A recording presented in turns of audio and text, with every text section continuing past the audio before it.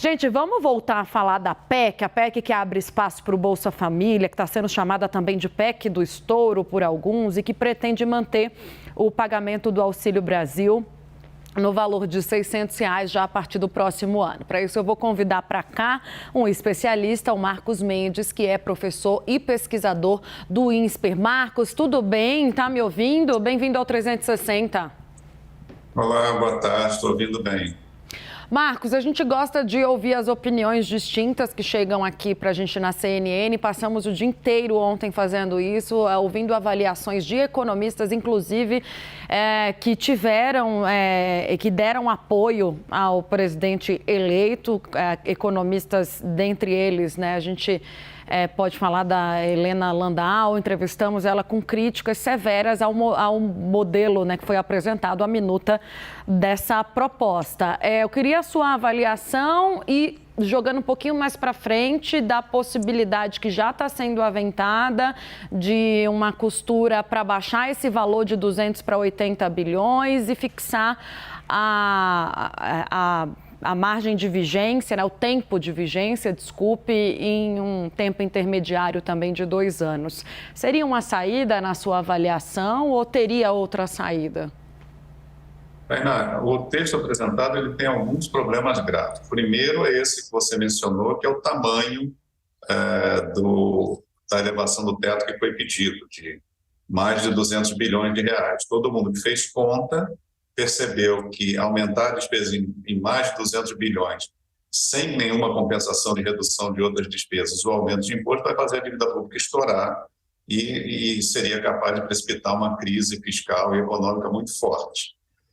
O segundo problema é tirar o Auxílio Brasil do teto, deixar que ele corra à vontade fora do teto, porque isso vai permitir aumentos muito fortes e vai estimular aumentos muito fortes, porque vai estar sem nenhuma restrição nos próximos anos. Então, mesmo que você baixe para 80, para 90 bilhões o valor inicial, se você deixar o Auxílio Brasil fora do teto, ele tem um potencial de aumentar a despesa muito forte.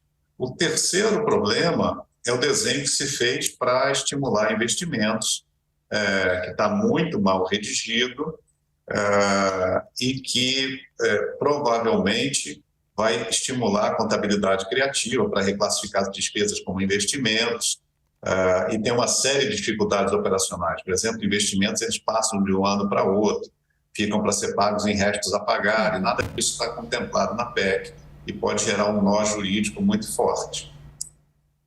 Agora, Marcos, eu também queria te ouvir sobre saídas, né? Soluções que podem ser costuradas ainda no Congresso. Eles estão quebrando a cabeça por lá, senadores e deputados. Hoje eu ouvi de um deputado que a maior dificuldade não estaria nem no valor que foi proposto, mas nesse tempo de vigência, que isso para eles seria uma dificuldade maior de entendimento. Você concorda, discorda, enxerga uma possibilidade diferente do que a gente tem aventado junto com essas fontes? Não, olha, o problema maior está no valor. Se você aumentar em 200 bilhões, ainda que seja por 2, 3 anos, vai fazer um estrago muito grande. Uhum. A questão do prazo de duração, para mim, não é grande problema. Pelo seguinte, uma vez que você aumentou, você vai financiar a despesa obrigatória com isso. E despesa obrigatória é muito difícil de baixar. Então, se você aumentar, digamos, por 2 anos para financiar o Auxílio Brasil, você vai ter que fazer como o Bolsonaro fez, de criar o auxílio em caráter temporário. Porque se depois de 2 anos o nível da despesa, de limite de despesa vai baixar, você não vai poder continuar com aquela despesa. Então, me parece que o que for aumentado agora, ainda que esteja escrito que seja temporário, quando chegar lá na frente e vencer o prazo, como está acontecendo agora, vai virar uma nova pressão para renovar. Uhum. Então, por previsibilidade, é melhor que se faça permanente, mas que se faça permanente com um valor mais contido, mais limitado e sem tirar nada do teto. Porque se você tirar a despesa do teto, você cria uma distorção muito forte, um estímulo a gastar naquilo que está fora do teto e uma distorção alocativa. Aquilo que está fora do teto vai crescer muito mais do que o que está dentro do teto. E você vai acabar prejudicando o que está dentro do teto em prol de de uma super expansão do que está fora do teto. Marcos, a Thaís Arbex, nossa analista de política, chega para cá para participar da entrevista também. Thaís. Boa tarde, professor. Professor, ontem conversei com o vice-presidente eleito, Geraldo Alckmin, e aí eu quero te consultar sobre essa nova proposta que está sendo aventada de âncora fiscal. Alckmin diz com todas as letras que hoje, do jeito que está, o teto é mais problema do que solução e aponta para aquele caminho que a gente conheceu essa semana, sugerido pelo Tesouro Nacional e também numa proposta do secretário de Fazenda de São Paulo, Felipe Salto, que é uma conjunção, né? Combinar superávit com curva da dívida e gastos. Quero a avaliação do senhor a respeito do teto e a respeito dessa nova âncora. O que o senhor enxerga de caminho para isso? Olha, Thaís, em primeiro lugar, eu preciso saber que regra fiscal é só uma parte de algo maior que a gente chama de regime fiscal. O regime fiscal ele é condicionado pelas relações políticas entre executivo e legislativo, pela questão federativa de relação com os estados, da relação com o STF, dos incentivos eleitorais que os legisladores têm. Infelizmente, no Brasil, todos esses outros aspectos do regime fiscal levam a uma pressão muito forte para aumentar gastos. E nós tivemos uma deterioração muito forte desses condicionantes políticos da política fiscal, do regime fiscal, que foi o aumento do poder do legislativo frente ao executivo, e esse aumento do legislativo vem sem uma responsabilização. Quem tem muito poder e baixa responsabilização acaba fazendo besteira, né? E foi o que aconteceu. Aumentaram muito as despesas por medidas aprovadas no Congresso, vieram as emendas de relator, viraram obrigatórias as emendas individuais. Então, houve uma deterioração fiscal muito grande por conta de condições políticas. Se não melhorar esse ambiente político, se não houver uma concertação, não vai haver regra que pare de pé.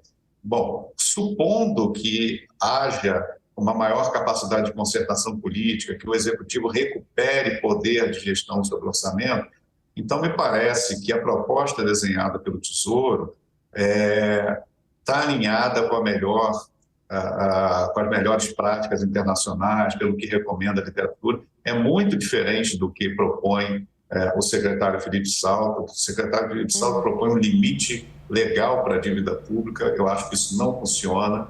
O que funciona é limite para a despesa corrente, que é o desenho que está proposto pelo Tesouro Nacional. Mas, repito, nenhuma regra fiscal vai ter vida longa ou vai se sustentar se nós mantivermos a precariedade das relações políticas que geram as despesas fiscais. Marcos, antes da gente finalizar a entrevista, a gente tem falado bastante e tem crescido a especulação em torno do nome do próximo ministro da Fazenda. A gente abriu 360 falando que ganhou força depois dessa viagem para o exterior, o nome do ex-prefeito Fernando Haddad. Queria a sua avaliação, se é adequado um político neste cargo, se para você faz a diferença um político à frente do Ministério da Fazenda na atual conjuntura. A ideia seria um político com auxiliares técnicos abaixo, né? Faz sentido essa composição para você ou não? Olha, eu acho que os principais cargos políticos de um governo na estrutura política brasileira são o ministro da Casa Civil e o ministro da Secretaria de Governo. São eles que devem fazer a relação cotidiana com o Congresso. E aí você deve ter um grande alinhamento desses ministros palacianos, como se chama, com o ministro da Fazenda ou da Economia, acertando muito bem a agenda para levar essa agenda ao Congresso. Toda vez que você joga um ministro da Fazenda direto no Congresso para negociar, as chances desse ministro sair chamuscado ou perder são muito grandes, porque ele não tem uma intermediação política e ele não tem condições de fazer compromissos políticos. O ministro da Fazenda tem que estar na posição de dizer não, de defender o Tesouro e se escudar no ministro da Casa Civil, do ministro da Secretaria de Governo, para fazer essa intermediação e fazer a negociação do possível. Eu acho muito perigoso você colocar um político para gerir o Ministério da Economia sem ter uma salvaguarda, um cuidado de ter uma proteção desses ministros palacianos. Marcos Mendes, que é professor e também pesquisador do INSPER, falou agora há pouco com a gente sobre as repercussões e jogando um pouquinho mais para frente o que virá das negociações da PEC que abre espaço para o Bolsa Família. Muito obrigada, Marcos. Até uma próxima. Muito obrigado, Tainá e Thaís. Obrigado pelo convite. Até a próxima. Até.